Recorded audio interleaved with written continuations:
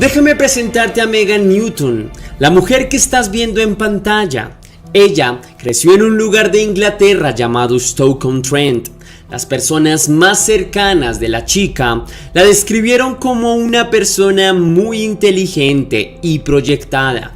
Pese a que en su familia nadie había estudiado una carrera universitaria, Megan parecía desafiar esa cadena de pocas oportunidades para buscarse un cupo académico. La mujer también era muy trabajadora. Su labor principal era como entrenadora de fútbol, pero también hacía otros trabajos como atender un local de comida, de lo que fuese. Era una mujer que no le tenía miedo a trabajar y laburó en muchos sectores para conseguir sus propias cosas. Su objetivo era ahorrar dinero para mudarse hacia los Estados Unidos y allí buscar una beca como estudiante. La profesión con la que soñaba era de terapeuta deportiva o fisioterapeuta. Megan era una apasionada por el deporte, incluso utilizó el fútbol como mecanismo para aportar algo para su comunidad. La chica muchas veces ofreció sus servicios como entrenadora de manera gratuita para todos aquellos que soñaban con un cupo en el fútbol, pero por circunstancias económicas no tenían cómo acceder a un entrenador. Asimismo, lideró acciones para recaudar dinero que sirvieron como un soporte económico para comprar todos los equipos técnicos necesarios para los deportes que enseñaba como entrenadora. Básicamente, esa era la punta del iceberg. Megan siempre ayudó a todo aquel que le pidió su ayuda, no importa cómo, siempre buscaba la manera de colaborar. Su actitud hizo que se ganara rápidamente el cariño de la comunidad.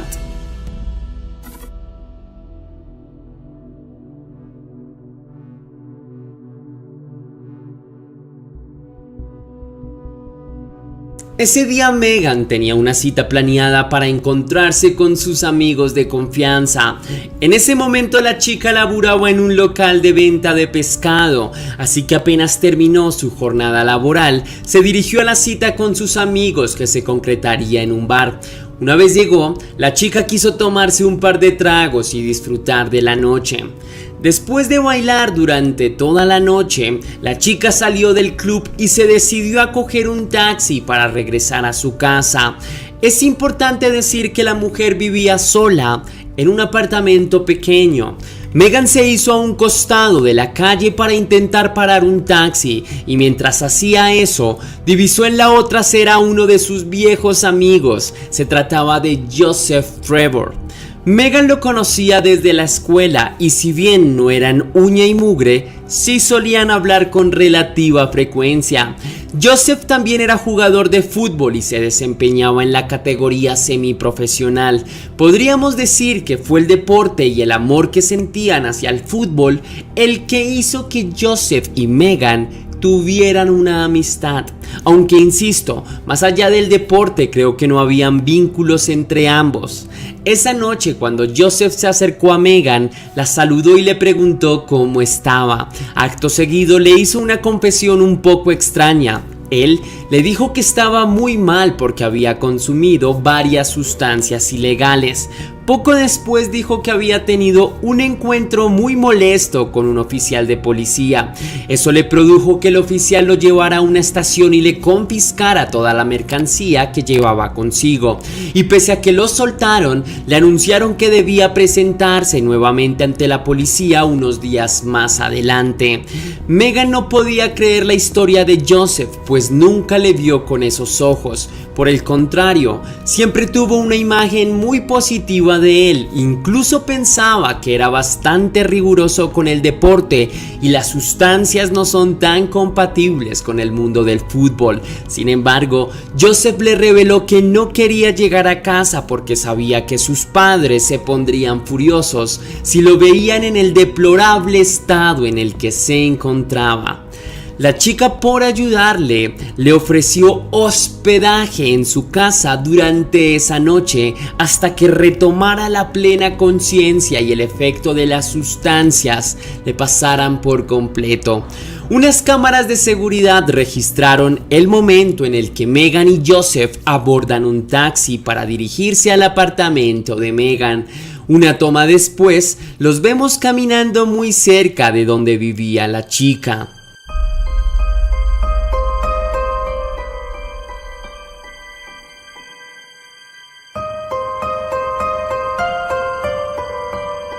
En este punto el padre de Joseph le preguntó a su hijo dónde estaba, pues se encontraba preocupado al no tener razón de él durante toda la noche. Sin embargo, este le mintió y le dijo que estaba en casa de un amigo. En el metraje siguiente podemos apreciar cómo entran Megan y Joseph al apartamento de la chica. El metraje que ves en pantalla sucedió a las 4 de la mañana.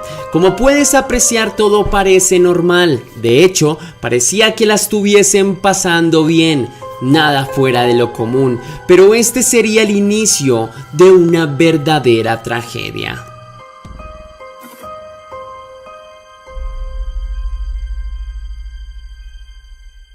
En el video podemos apreciar cuando Megan abre la puerta y acto seguido entra Joseph, y tan solo 1 hora y media después vemos al joven salir solo del apartamento de Megan.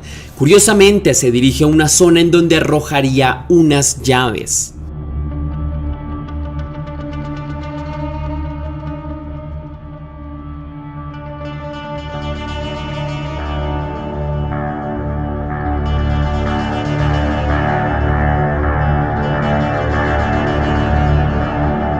¿Notas que Joseph tiene manchadas sus manos de sangre?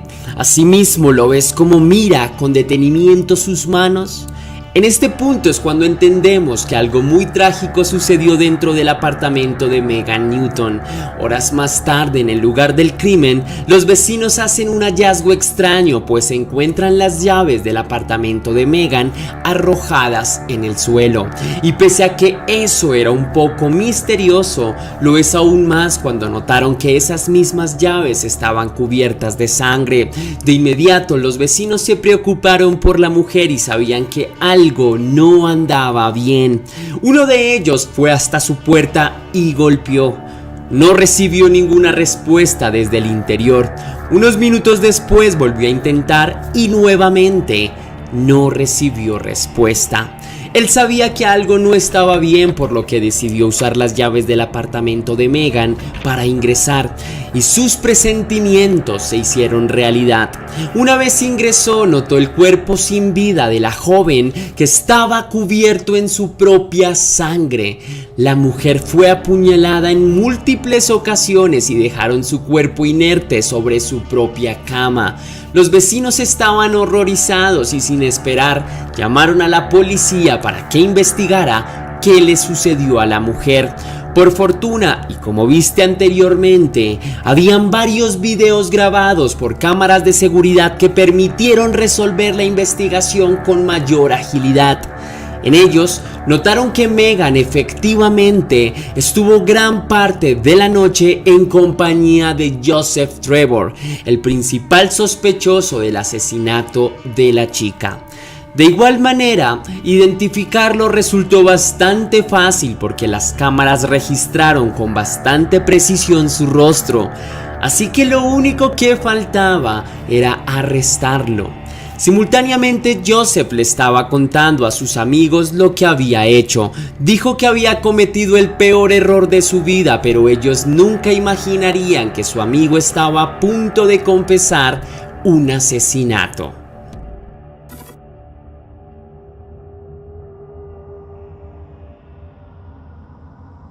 No pasaron 2 horas cuando la policía ya había arrestado a Joseph. El joven fue llevado a una estación policial donde se inició un interrogatorio por el caso de Megan. Joseph no fue capaz de reconstruir los hechos de esa noche. Según su versión, cuando ingresaron al apartamento de la chica, ambos comenzaron a besarse y finalmente terminaron con relaciones íntimas consensuadas. De un momento a otro, su memoria se apagó por completo y no recuerda bien qué fue lo que sucedió. Después de eso, recuerda que estaba huyendo del apartamento de Megan Newton con las manos manchadas de sangre, pero esta historia no estaba completa. Lo que realmente sucedió fue que una vez ingresaron ambos al apartamento de Megan, El acusado la llevó al dormitorio y tenía intenciones de abusarla. Ante la resistencia de la chica, este se hizo encima de ella, la abusó y comenzó a estrangularla. Se cree que le tomó solo 30 segundos para dejar inconsciente a Megan Newton. Después de ahí, Joseph se dirigió a la cocina y sacó un cuchillo. Luego regresó a la habitación donde yacía la chica inconsciente. El hombre decidió voltearla para que quedara boca abajo y con una extrema frialdad decidió apuñalarla en la nuca y en su espalda, atravesando ambos pulmones. En total, fueron 9 puñaladas las que Joseph propinó en el cuerpo de Megan. La gran mayoría de ellas fueron con tanta fuerza que terminaron atravesando el cuerpo completo. Toda esta tortura le tomó al hombre aproximadamente 1 hora y media, que fue el tiempo en el que él estuvo dentro del apartamento. Algo que me parece muy curioso de todo es analizar el comportamiento de Joseph una vez culmina su crimen, pues se le nota bastante tranquilo cuando abandona el apartamento de Megan, como si no hubiese estado perturbado después de asesinar a una mujer inocente que no hizo más que extenderle una mano y ofrecerle hospedaje.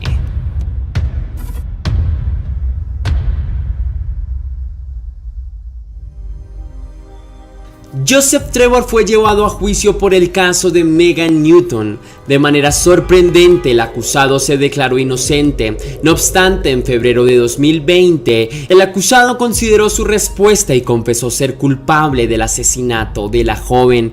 Finalmente, el joven admitió que abusó por ambas vías a Megan Newton y después le arrebató la vida. En su juicio se conoció que el acusado ya tenía una denuncia por abuso cuando tenía 15 años. Posteriormente explicó cuál fue el motivo que lo impulsó a cometer el crimen. Él dijo que Megan fue de las primeras personas que conoció la denuncia que él tenía por abuso cuando tenía 15 años. Joseph agregó que Megan fue la persona encargada en divulgar sobre aquella denuncia que pesaba en su contra. Por esa razón, decidió atacarla esa noche por divulgar su denuncia. También confesó que solo un mes antes del crimen de Megan Newton, él había intentado quitarse la vida y cuando estaba tratando de saltar al vacío, cuando de repente un tumulto de personas llegan y se acercaron a él para evitar que tomara esa decisión. Finalmente cambió de decisión y no se quitó la vida. Finalmente el jurado lo halló culpable de abuso y homicidio y le imputó una condena de cadena perpetua y podrá ser candidato a la libertad condicional cuando cumpla 21 años de condena. Asimismo, su nombre figurará de por vida en la lista de agresores íntimos. En este punto, la madre de la víctima expresó su descontento con la policía porque para ella nunca debieron haber soltado a una persona que estaba intoxicada por consumir sustancias ilegales. Asimismo, se reveló que el padre de Joseph Trevor era un ex policía de Staffordshire. Incluso su mamá también estaba dentro de la organización de la policía. Se especuló que los padres intervinieron de alguna manera para que el joven lo hayan liberado esa noche. Y las grabaciones de Megan Newton ingresando a su apartamento en compañía de su futuro asesino sencillamente estremecieron a toda internet, en especial porque si su muerte no se hubiese precipitado, ella estaría terminando sus estudios de fisioterapia, que era su mayor sueño, para seguir ayudando a su comunidad.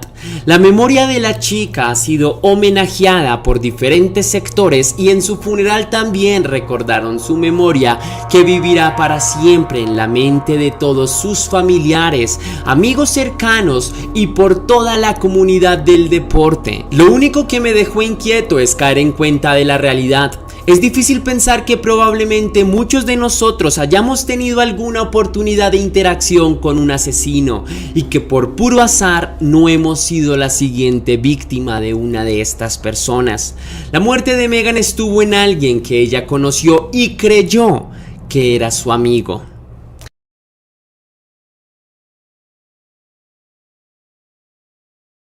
Quiero iniciar diciendo que el caso que escucharás a continuación fue tan polémico y crudo que terminó convirtiéndose en una película documental e incluso se adaptó para una obra de teatro. Así que dicho esto, te presento a Breck Bednar. Nació en Estados Unidos en el año 1999.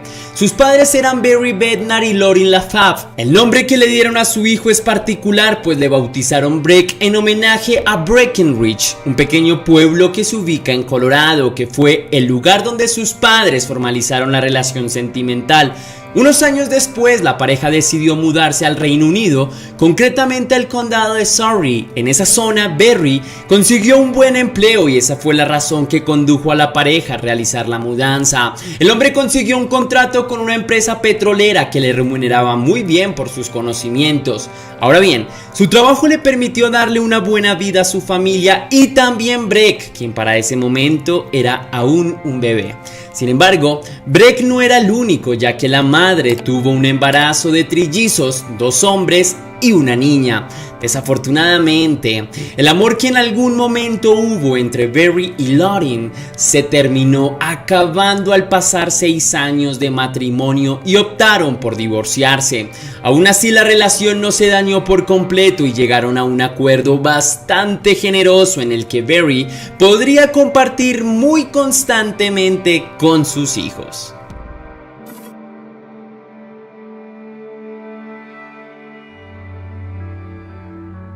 El entorno más cercano de Breck lo describió como un niño muy amable y tremendamente inteligente. Su curiosidad era una virtud imposible de ignorar y casi que por arte de magia desarrolló una particular habilidad para arreglar las cosas que se averiaban.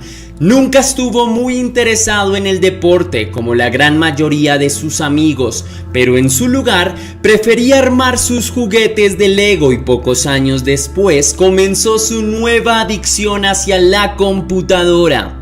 El niño se la pasaba horas jugando en el PC y aprendió solo a armar su propia computadora y a entender perfectamente cuáles son los componentes de la computadora más idóneos para los juegos que él practicaba. Ahorraba el dinero que sus familiares le daban en Navidad y comenzó a armar un PC gamer bastante sofisticado y de lujo, y eso sí, nunca pidió una asesoría para ello. No tardó mucho tiempo para que Breck ya se haya vinculado a grupos de videojuegos online con alguno de los amigos que conoció en línea. Sus padres, quienes no entendían muy bien este mundo digital, le ordenaron a Breck que mantuviera siempre su habitación abierta para monitorear desde el absoluto desconocimiento la actividad de su hijo en el computador. De esta manera, Breck comenzó a desarrollar su vida social, todo desde lo digital. Solía pasar horas jugando videojuegos con sus nuevos amigos, viendo y comentando videos de YouTube y haciendo chats con usuarios para compartir música y debatir un poco sobre el tema. Y hasta aquí no tenemos nada preocupante más que un niño que se cría en esta era digital. Sin embargo, eso no lo haría exento de los peligros de Internet.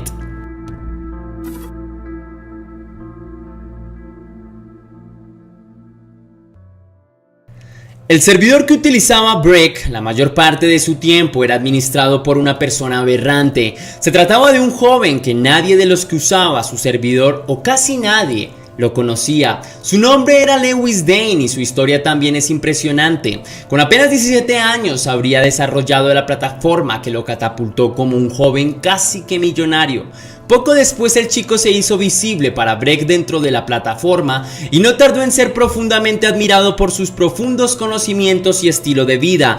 Lewis comenzó a ser un referente muy intenso en la vida de Breck, incluso por fuera de los videojuegos, y ese cambio que tomó el chico lo notaron de inmediato los padres de este. Esto se hizo evidente luego de que Breck le dijera a sus padres que no necesitaba la escuela porque no la consideraba importante para su vida. Aseguraba que su nuevo amigo Luis le enseñaría programación y sobre Microsoft cuando cumpliera 16, y eso era para él más útil que todo lo que una escuela pudiese enseñarle.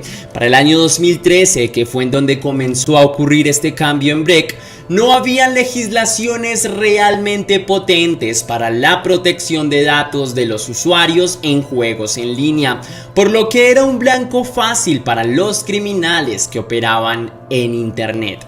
Lauren, la madre, estaba confundida por los deseos y cambios de comportamiento de su hijo. No sabía cómo proceder ante su insistente deseo de abandonar la escuela y progresivamente comenzó a tener una mala sensación hacia Louis por la forma en la que influenciaba el pensamiento de su hijo. Tenía un extraño presentimiento de que él tenía planes oscuros para su hijo. Al mismo tiempo quería depositar una confianza en su hijo porque de alguna manera lo consideraba lo suficientemente inteligente para que pudiese manejar sus decisiones de la manera más racional. Sin embargo, pese a tener la intención de dejarle desarrollar su vida, optaron por idear un plan para que Breck no sea tan apegado al mundo digital, o que por lo menos no estuviese tan fascinado con Louis. Así que le propusieron que fueran todos a conocer a Louis de manera personal. Cuando se le hizo la propuesta, Lewis sencillamente se negó, argumentando que no tenía tiempo suficiente por la alta demanda de trabajo que tenía. La madre intentó llamar a la policía para recopilar información de Louis, pero sus intentos no arrojaron ningún resultado, luego de que las autoridades sencillamente respondieron que Breck debería jugar en otro sitio web y ya, olvidar la historia con Louis, porque ante la autoridad no puede ser sospechoso de nada. De modo que la policía nunca se interesó en el caso hasta ahora. Y es que si las autoridades solo hubiesen revisado un poco sobre el historial, hubiesen estado más alerta por el oscuro historial de la persona en cuestión.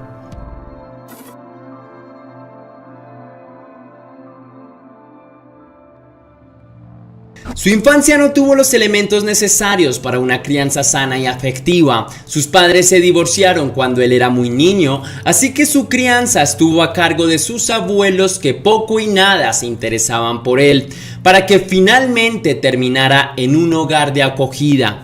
De esa forma creció, y cuando cumplió los 18 años se mudó a un apartamento para vivir solo en Essex. El apartamento en el que se mudó tenía una ventaja para él, y es que era una propiedad de sus abuelos, y debido a que era desempleado, le caía como anillo al dedo. De esa forma comenzó a involucrarse en el mundo de internet y rápidamente se convirtió en un verdadero adicto de las plataformas. La actividad que más disfrutaba era conocer a niños vía online para sostener conversaciones con ellos. Esto le produjo una querella en el año 2011, pero finalmente esa denuncia nunca prosperó, por lo que terminó saliéndose con la suya.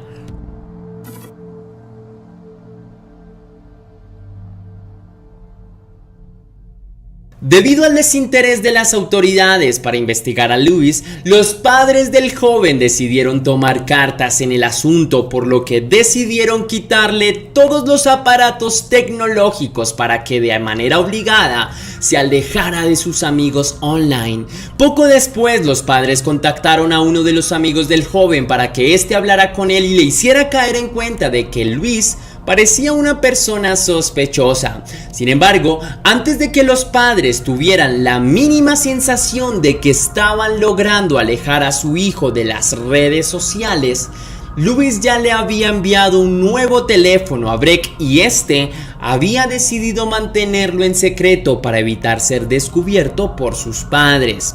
En el completo desconocimiento de los padres de Breck, Louis le confesó al chico que estaba atravesando por complicaciones en su salud y que probablemente estas le costarían la vida en unas pocas semanas. Antes de morir, él tenía solo un deseo, y era entregarle una compañía a Breck para que éste la pudiera dirigir y ser dueño de una empresa importante en el sector. Solo había una condición, y es que Breck tenía que ir a visitarlo en su apartamento en Essex. De esa manera él podría mostrarle cómo era la empresa que iba a heredar. El 16 de febrero de 2014 era el día de cumpleaños de la mamá de Breck y él se encontraba en la casa de su papá. De repente Breck le dijo a su papá que iba a visitar a un amigo, sin embargo recalcó que no se trataba de Luis, por lo que su padre decidió darle permiso con cierto alivio de creer que habían logrado separarlo de su vida y le entregó tanta confianza que incluso le dejó pasar la noche en la casa de su amigo. Breck, minutos después, tomó un taxi en camino a la casa de Luis. Nadie sabe con exactitud qué sucedió al interior del apartamento, pero lo único que sí está claro es que Breck estaba rumbo a las fauces de un despreciable criminal.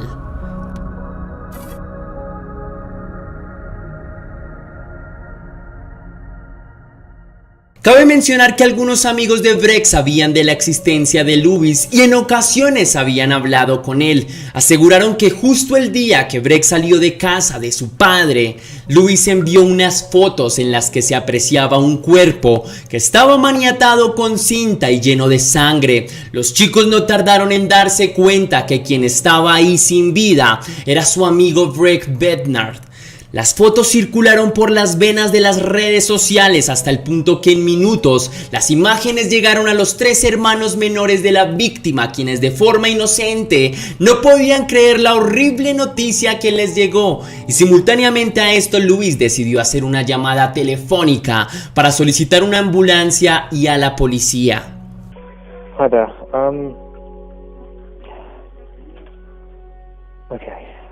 Hello.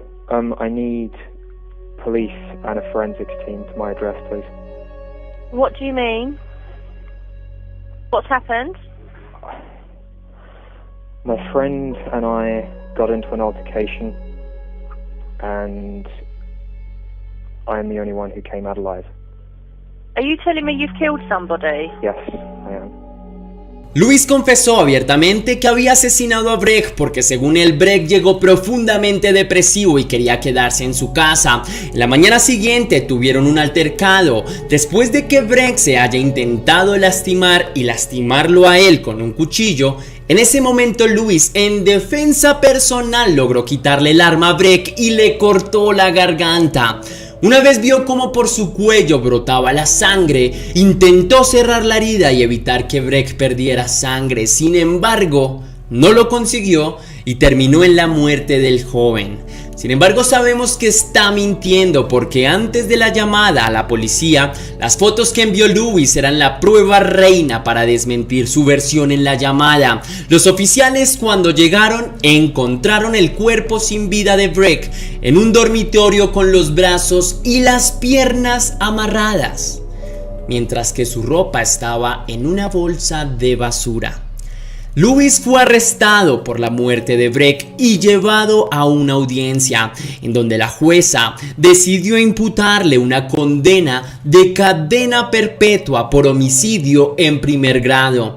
Desde la cárcel el joven decidió abrir un blog para escribir pensamientos y una carta sobre el caso de Breck Bednar en la que culpó a los padres de él sobre el infierno que tuvo que vivir el joven y también los tildó de ingenuos por haberle permitido a Breck acercarse a él. En este punto los padres de la víctima instauraron una demanda contra la policía de Essex por haber sido negligentes con las sospechas que tenía la familia sobre Luis y haber ignorado tales peticiones de buscar información sobre Luis antes de la tragedia. Sin embargo, esta denuncia nunca prosperó.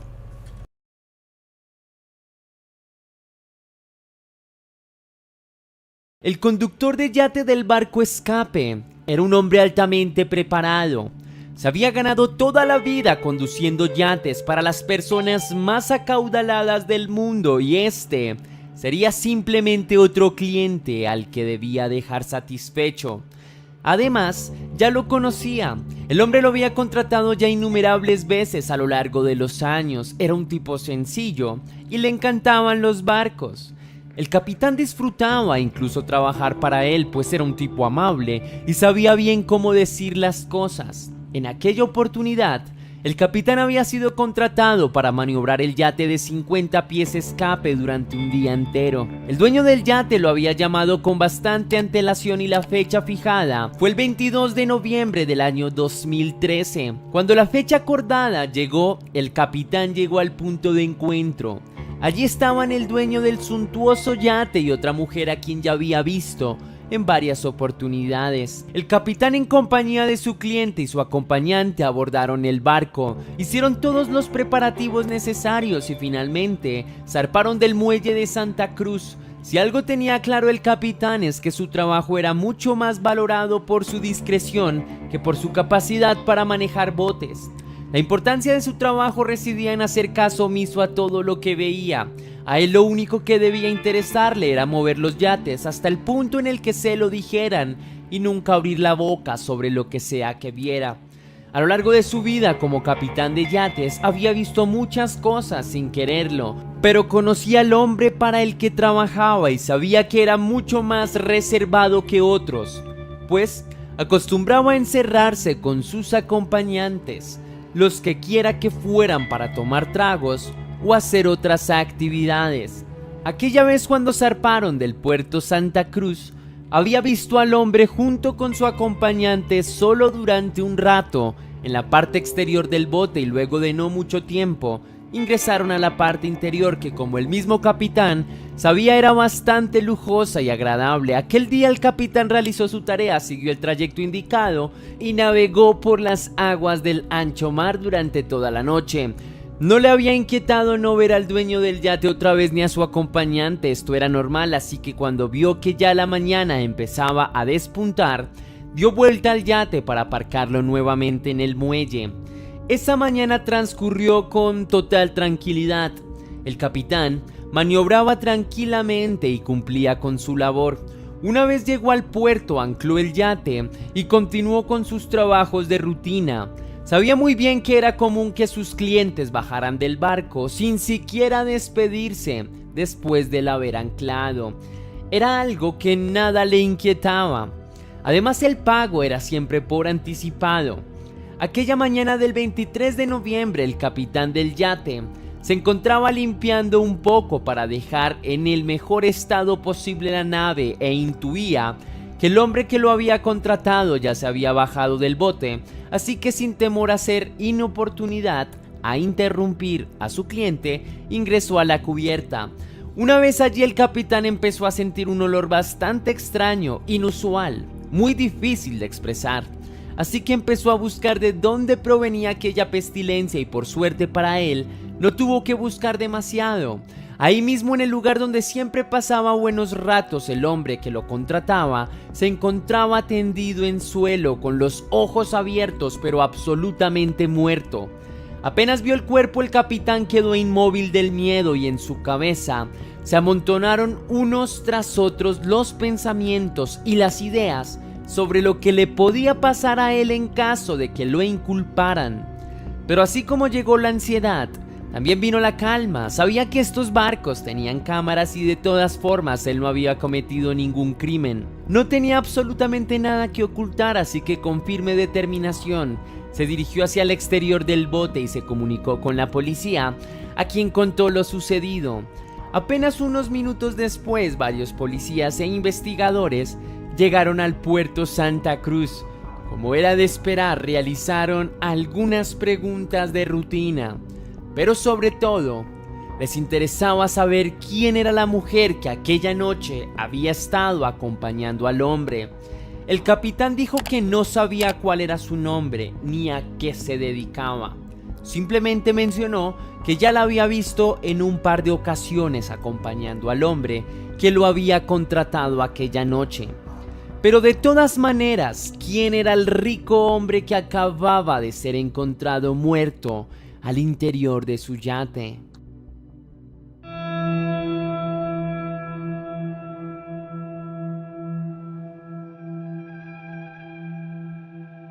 El hombre que acababa de ser encontrado al interior de su yate en el puerto Santa Cruz se trataba nada más y nada menos que de Forrest Timothy Hayes, un reconocido e importante ejecutivo de Google X, Quienes lo conocieron lo recuerdan por su amabilidad, por su rostro sonriente y por su facilidad para acercarse a las personas. También destacaba por su inteligencia y por su manera precisa de hacer las cosas. Todas las personas lo recordaban con cariño, especialmente su familia. Timothy era casado y tenía 5 hijos a los que siempre les había dedicado tiempo y había tratado de darles lo mejor que pudiera. Al fin y al cabo, como se puede imaginar, el dinero no era para él algo tan difícil de conseguir y algo por lo que preocuparse, razón por la cual no tenía reparos en gastar dinero con su familia. Naturalmente, cuando su cuerpo fue encontrado sin vida y se supo que había estado acompañado aquella noche por una mujer, las primeras suposiciones fueron que debía de tratarse de su esposa. No obstante, con los primeros interrogatorios, esta idea se descartó por completo. Cuando la policía empezó a realizar investigaciones más profundas, empezaron a hacerse una idea más amplia de la vida de Hayes. Al parecer, el hombre, debido a todo el estrés producto de su trabajo, necesitaba constantemente evadirse de su entorno, incluso de su familia, la que amaba. Hayes, por lo tanto, solicitaba con cierta frecuencia mujeres de compañía con las que usualmente salía, bien fuera bares u hoteles de lujo, o invitaba a su yate, contando naturalmente con la discreción de los capitanes a los que contrataba.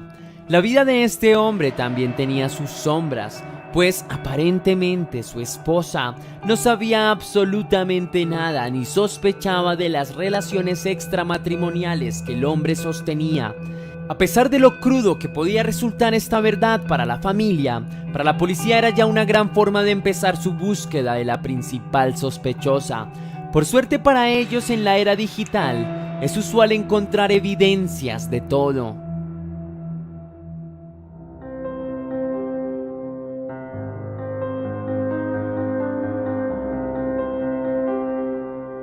Después de una larga investigación de revisar las fuentes, los correos y las redes sociales de Timothy Hayes, la policía ya tenía perfilada a una sospechosa. Su nombre era Alex Tichelman, una mujer que prestaba servicios íntimos, pero para sorpresa de los investigadores, la mujer era mucho más difícil de ubicar de lo que ellos esperaban. Las autoridades estuvieron tras la pista de la mujer, pero no lograban ubicarla por ningún lado. Cerca de 9 meses tuvieron que pasar para que finalmente la policía lograra dar con el paradero de la mujer. Después de varios meses, los policías lograron finalmente encontrar a la sospechosa por medio de un sitio virtual de citas y por medio de un policía encubierto.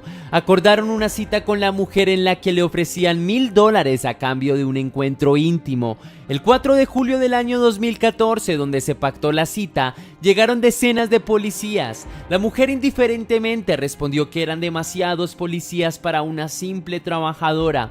En principio, la mujer pensó que estaba siendo detenida por el porte de sustancias, así que pensó que simplemente pagaría la fianza y saldría en poco tiempo. Pero cuando el interrogatorio comenzó, la mujer quedó un poco confundida.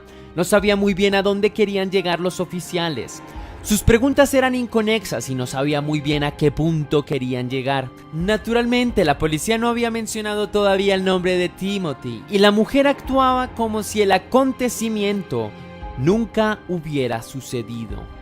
Finalmente, después de varias horas de interrogatorio, le dijeron a la mujer la razón por la cual estaba siendo retenida y una vez Alex Tichelman actuó despectivamente, restándole importancia al hecho. La mujer dijo simplemente que el hombre había tenido una sobredosis y que ella no había tenido nada que ver con eso. Pero, ¿cómo sucedieron realmente las cosas?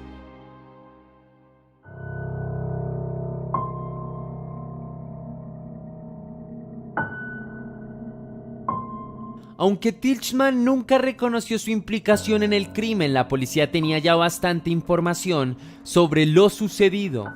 En primera instancia, Alex Tichelman y Timothy Hayes se conocieron por medio de un sitio web de citas llamado Seeking Arrangement. El sitio al parecer servía para que tanto mujeres y hombres encontraran sugar daddies o sugar babies o cualquier otro tipo de variante. En estas condiciones se conocieron los dos. También se supo que lo que terminó en la muerte de Hayes no había sido la primera vez en la cual estas dos personas habían visto. Los dos ya habían tenido encuentros anteriores en los que nada extraño había sucedido. Pero entonces, ¿cómo había terminado muerto el ejecutivo de Google? Gracias a las grabaciones de las cámaras que se encontraban en el interior del yate, la policía pudo verificar cómo ocurrieron los hechos. Aquel día, luego de que la pareja entrara al interior del yate, ambos empezaron a consumir sustancias y a beber alcohol.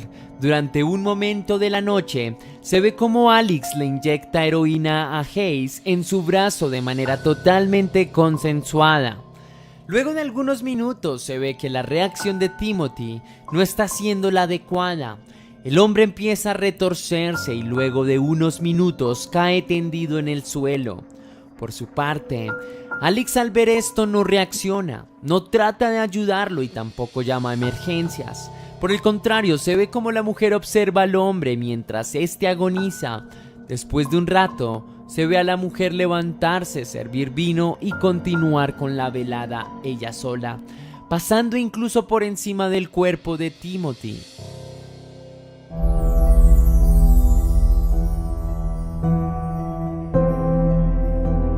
En el juicio, Alex no confesó su culpabilidad.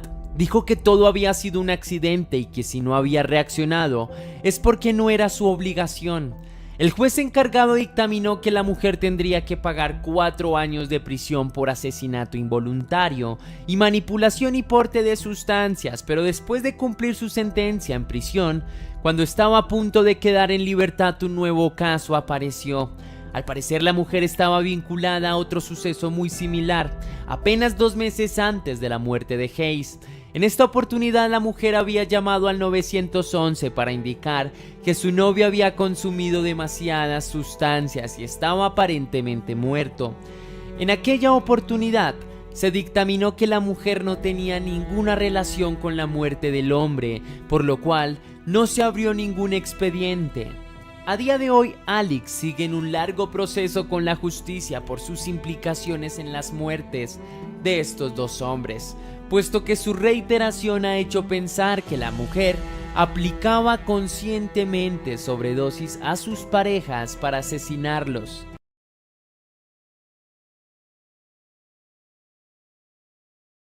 Después de que compraran algunos souvenirs en la tienda cruzando la calle, intercambiaron algunas palabras con la cajera del lugar. Su estilo gótico es bastante llamativo para las personas, a veces también para la gente joven. La cajera es una mujer guapa, parece una chica agradable, le gusta el rock and roll al igual que a ellos, elogia sus formas de vestir acusándose de introvertida, incluso bromea con Robert e invita a la pareja a pasar la tarde en el skate park con sus amigos.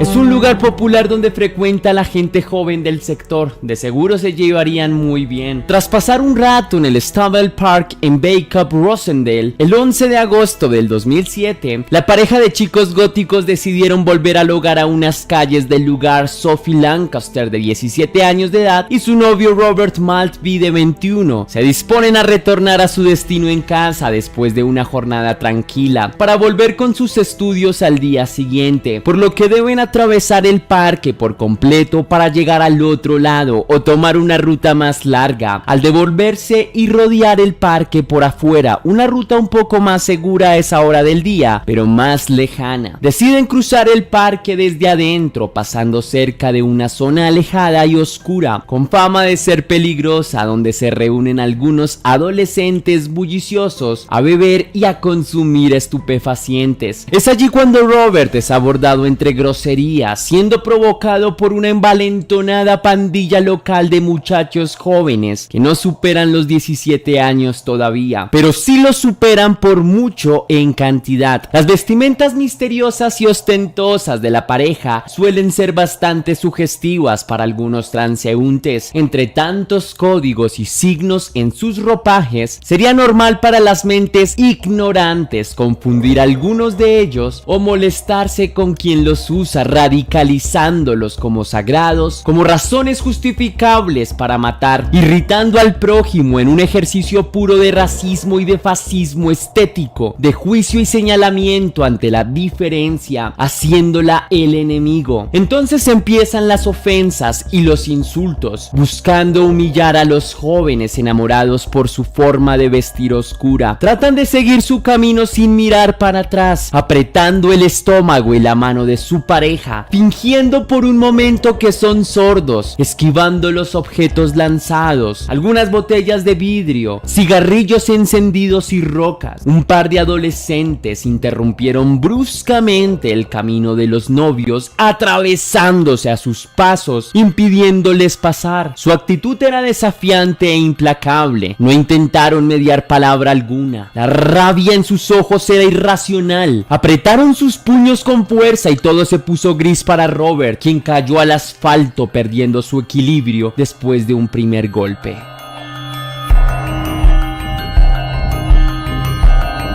Sophie Lancaster nació un 26 de noviembre de 1986 en Lancashire, Inglaterra. Estaba terminando sus estudios antes de la tragedia para poder viajar como estudiante de intercambio y ser licenciada en inglés. Fue novia de Robert Maltby, un estudiante de bellas artes de 21 años, nacido en Manchester. Ambos destacaban estéticamente por pertenecer a la cultura del underground, frecuentando el delineador y la ropa negra entre taches, tintes y calaveras de bisutería. La música es su pasión en común, por lo que llevan más de 3 años juntos como novios, viviendo en mutua compañía como pareja formal desde hace poco. Sus familiares los recuerdan como dos jóvenes sensibles y enamorados, comprometidos con sus estudios y comprometidos con sus sueños.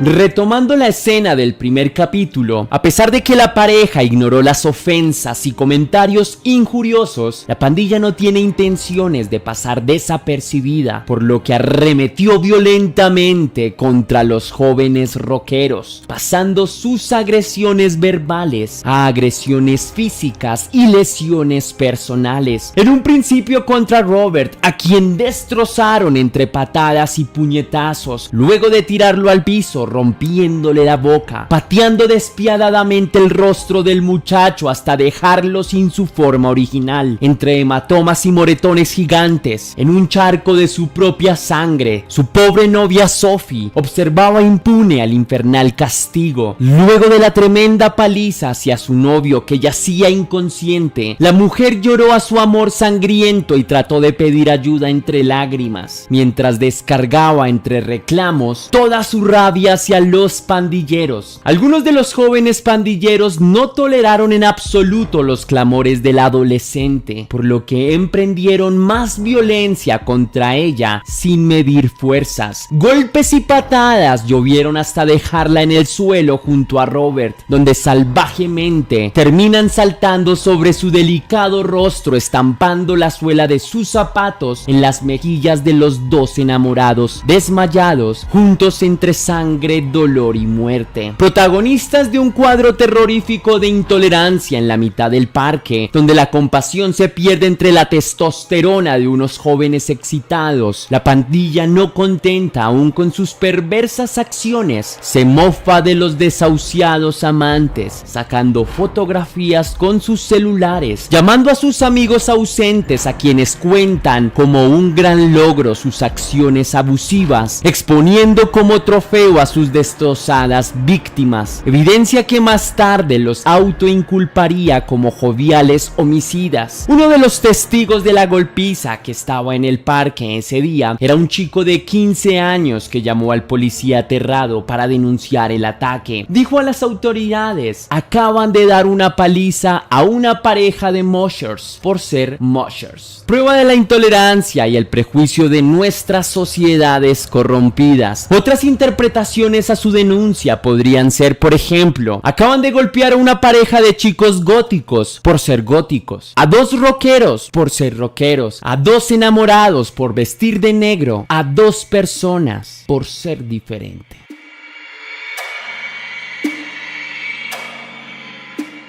En un principio fue confuso para las autoridades identificar entre la pareja de Moshers quién era el chico y quién era la chica en la relación, debido a las deformaciones faciales que habían sufrido, a sus rostros hinchados y su estado inconsciente. Ambos fueron hospitalizados por largas temporadas, llevados en estado de coma por las serias lesiones de sus cabezas, con múltiples hemorragias, huesos rotos y desgarros musculares. Tiempo después, en el hospital, las heridas del joven Robert Maltby empezaron a sanar, dejando como efecto secundario la pérdida de memoria temporal, por lo que no pudo ser consciente del momento en que se fue para siempre su amada, teniendo que recordar a diario la dolorosa noticia de su partida, al menos mientras recuperaba la memoria del todo. Las contusiones cráneoencefálicas de la joven Sophie Lancaster no permitieron sacarla de su coma profundo, por lo que fue trasladada al Fairfield General Hospital en Bury, luego en la unidad de neurología del Hope Hospital, ahora el Salford Royal Hospital. Pero finalmente la familia decidió dar el consentimiento para desconectarla de su proceso médico, pues diferentes doctores diagnosticaron que nunca recuperaría el conocimiento ni sus habilidades motrices y cognitivas, que estaría conectada a una máquina y en estado de coma durante el resto de su vida. El 24 de agosto de 2007, Sophie Lancaster murió tras un coma profundo.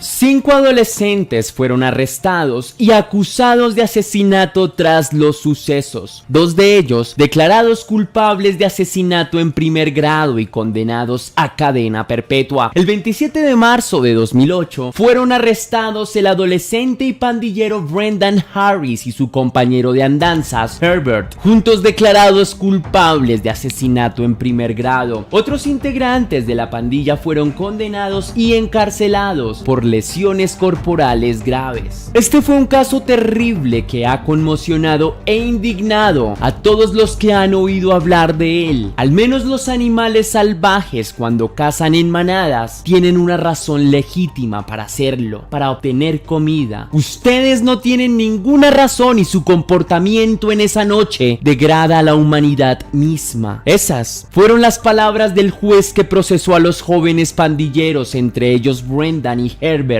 imputados a cadena perpetua.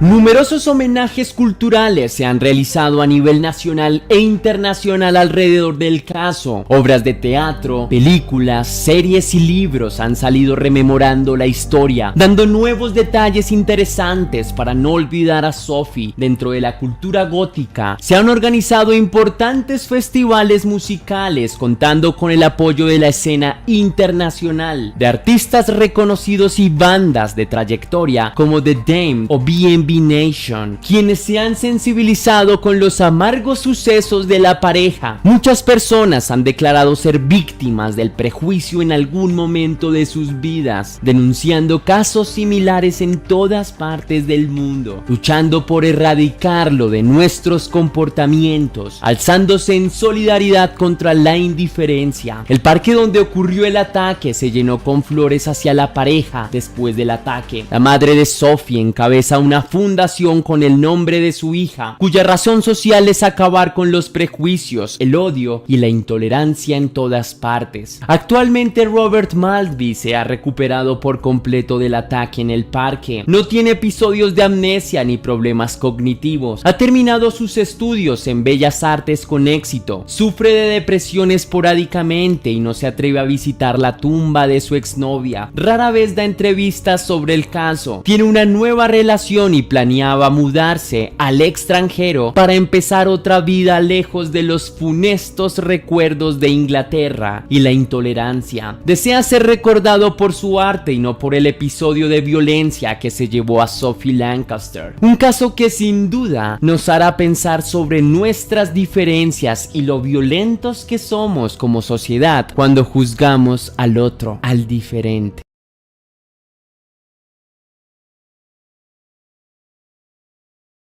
Gemma nació en una familia como cualquier otra. Sus padres eran empleados y cuidaban lo mejor que podía de sus hijos. Trataba de darles también todas las comodidades posibles para que así nunca les faltara nada. Los primeros años de Gemma fueron bastante comunes. Era una bebé bastante cariñosa e incluso lloraba poco. Sus padres pensaron que esto era una especie de presagio de que su pequeña hija tendría un excelente carácter. No obstante, cuando la etapa de aprendizaje llegó, la pequeña empezó a revelar algunos comportamientos atípicos para niños de su edad. La preocupación de sus padres hizo que llevaran a la pequeña Gemma al médico. Sin embargo, los doctores no lograban dar un diagnóstico claro de la situación o enfermedad que aquejaba a la niña. Aquellos primeros años en la vida de Gemma fue un constante peregrinar entre hospitales, siendo atendida y revisada por decenas de médicos y pediatras. Entre tanto, su familia sabía que Gemma padecía de algún tipo de enfermedad grave. Lo que en principio había sido un presagio de buen carácter, ahora se convertía en preocupación. Gemma era una niña extremadamente cariñosa. Quería estar en los brazos de sus padres o de cualquier persona por largo tiempo. Su familia pensaba que padecía algún tipo de problema relacionado al aprendizaje. Fue cuando Gemma finalmente cumplió 4 años que un profesional en la salud logró dar un diagnóstico tajante. La pequeña tenía síndrome de autismo, razón por la cual era necesario que asistiera a un colegio adecuado para su condición. Desafortunadamente para Gemma y su familia, el diagnóstico fue solo el comienzo de una larguísima lucha contra la burocracia estatal para lograr garantizarle a la niña unas condiciones adecuadas para su desarrollo.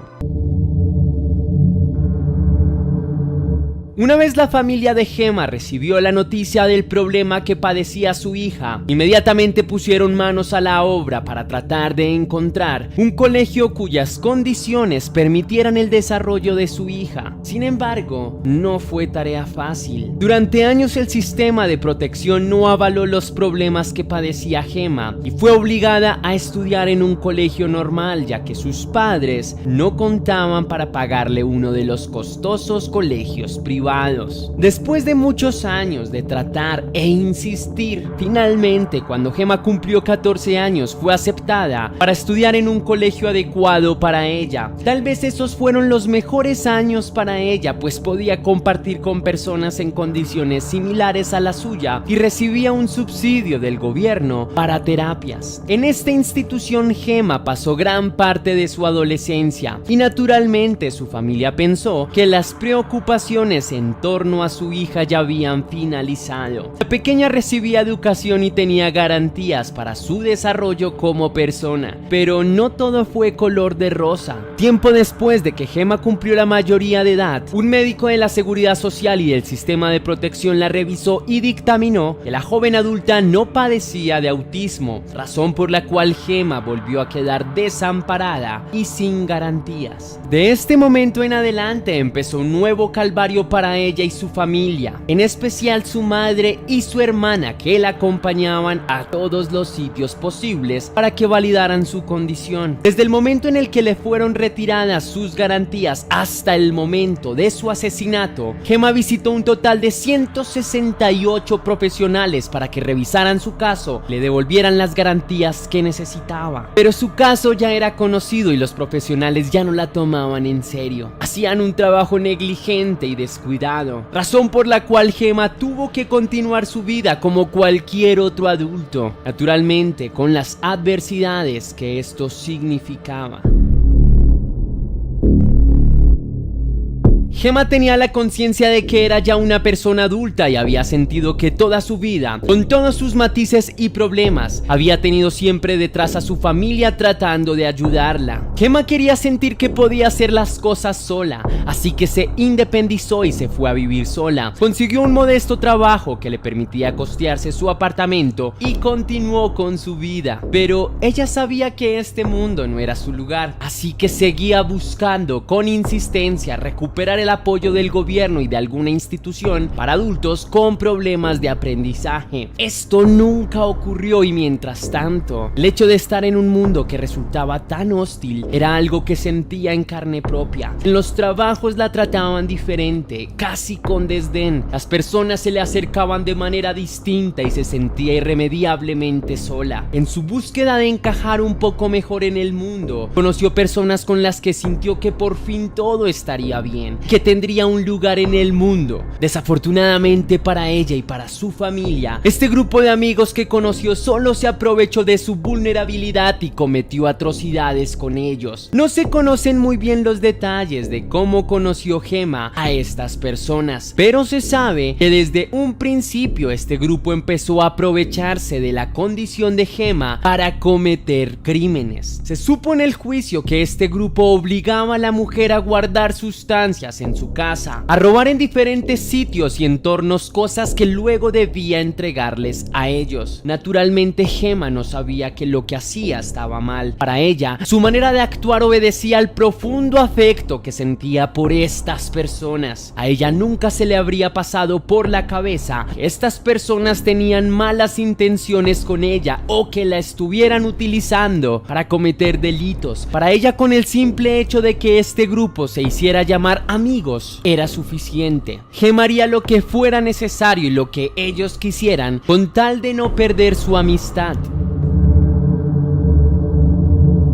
En esa dinámica se desarrollaba la amistad de Gemma con el grupo de amigos. No obstante, un día algo estalló. El día 7 de agosto de 2010, Gemma Hayter, en compañía de sus amigos Daniel Newstead, la novia de Chantal Bott y Joy Boyer, salieron a un pequeño bar a tomarse unos tragos un rato. Más tarde, se unieron dos amigos más del grupo, Jessica Limas y Duncan Edwards. La velada transcurría con total tranquilidad y en un momento, cuando le preguntaron a Boyer su edad, a lo que este respondió que tenía 16 años, a Gemma esto le generó risa, actitud que al resto del grupo le incomodó, especialmente a Chantal Bott, quien sin previo aviso se abalanzó en contra de Gemma y la comenzó a atacar. Le pegaba puños, patadas, mordiscos y la pobre mujer no podía ni defenderse. Luego de un rato finalmente Bott se separó de Gemma. Aquel día nadie protegió a la joven y una vez se separaron le dijeron que se largara inmediatamente. Al día siguiente, el 8 de agosto del 2010, todavía dolorida de los golpes recibidos en la noche anterior, Gemma se arregló y se dirigió a la casa de Chantal para recoger algunas pertenencias que ésta tenía en su apartamento. Gemma subió el ascensor y nunca pensó que estas serían las últimas horas de vida que le quedaban. Al llegar al apartamento, Chantal la recibió y la hizo pasar, y antes siquiera de que Gemma pudiera hacer algo, fue atacada por Boyer y Daniel Newstead con un radiador que la hizo perder el conocimiento durante un rato. Cuando Gemma se despertó estaba llena de sangre y tirada en el suelo. A su alrededor se encontraba el grupo de tres que la miraba con encono. Su martirio apenas había comenzado. Como movidos por un nuevo ataque de ira, se abalanzaron nuevamente contra el cuerpo de Gemma. La llevaron arrastrada hasta el baño y una vez allí introdujeron su cabeza en el excusado intentando ahogarla. Pero esto no fue todo. Las mentes macabras de estos jóvenes iban mucho más allá, así que con un trapero, mientras introducían su cabeza en el excusado, la golpeaban en la espalda y en el resto de su indefenso cuerpo. Gemma no sabía de dónde provenía tanta violencia. Su mirada buscaba en vano un poco de conmiseración, de piedad. Buscaba en los ojos de sus supuestos amigos una luz que los hiciera darse cuenta de lo que estaban haciendo. Ella no se merecía eso.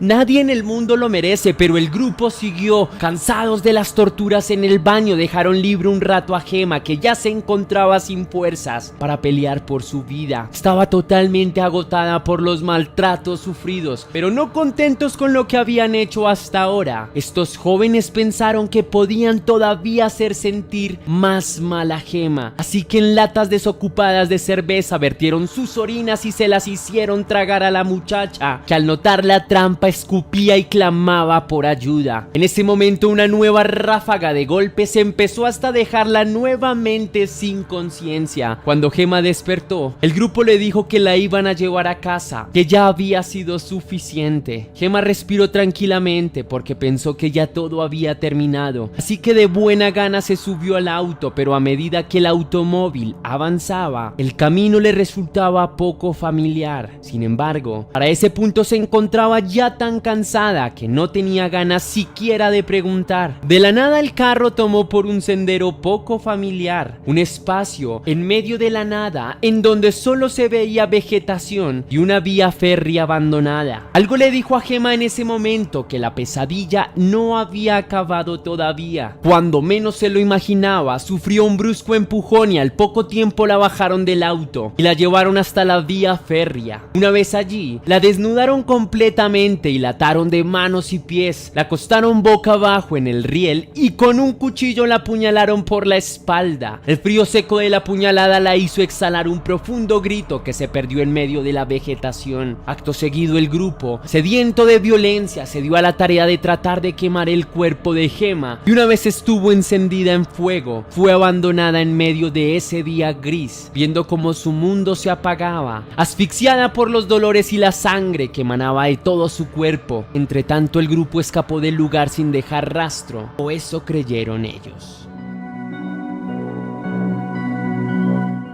El grupo continuó su vida con normalidad. Incluso una de las integrantes del grupo, que aunque no le causó daño físico a Gemma, sí estaba enterada de todos los acontecimientos, publicó en Facebook con fingida indignación acerca de los sucesos que habían llevado a la muerte de la mujer. El grupo pensó que nunca los encontrarían, pero aquel mismo día varias personas los vieron en compañía de Gemma. Asimismo, el suceso en el bar en donde la joven había sido golpeada enfrente de todo el mundo fue contado y sirvió para perfilar a los asesinos. Pocos días tuvieron que pasar para que el grupo estuviera tras las rejas. Incluso los dos que en el día del bar habían presenciado la golpiza y que estaban enterados de la tortura y asesinato de Gemma Hayter. Gracias al trabajo de la policía, se encontraron pruebas contundentes de la relación que este grupo tenía con el asesinato, así que pronto fueron llevados a juicio. El juicio, cuenta la familia Hayter, fue una de las situaciones más espantosas que han tenido que atravesar en toda su vida, no solo por el hecho de tener que enfrentarse cara a cara al rostro de los asesinos de Gemma, sino por la maldad y el nulo arrepentimiento que estos jóvenes expresaban a la hora de contar cómo había sucedido todos los acontecimientos. No escatimaron palabras, contaron casi que con gusto las bajezas a las que fue expuesta Gemma, como la habían utilizado para robar y esconder sustancias, y casi con placer contaron finalmente cómo había sido torturada. Por el asesinato y tortura de Gemma Hayter, una mujer con condiciones mentales especiales de 27 años, Danielle Newstead, Chantal Bott y Joy Boyer recibieron una condena de cadena perpetua. Por su parte, Duncan Edwards y Jessica Linas recibieron entre 15 y 20 años por su complicidad en el asesinato. Sin duda alguna, esta situación pudo haber sido evitada si Gemma hubiera recibido el debido apoyo del gobierno y de las organizaciones de salud y de protección, si hubiera estado en un entorno protegido y seguro que la permitiera desarrollarse con normalidad. De acuerdo con sus condiciones, seguramente Gemma no se habría encontrado con este tipo de personas depravadas que acabaron con su vida.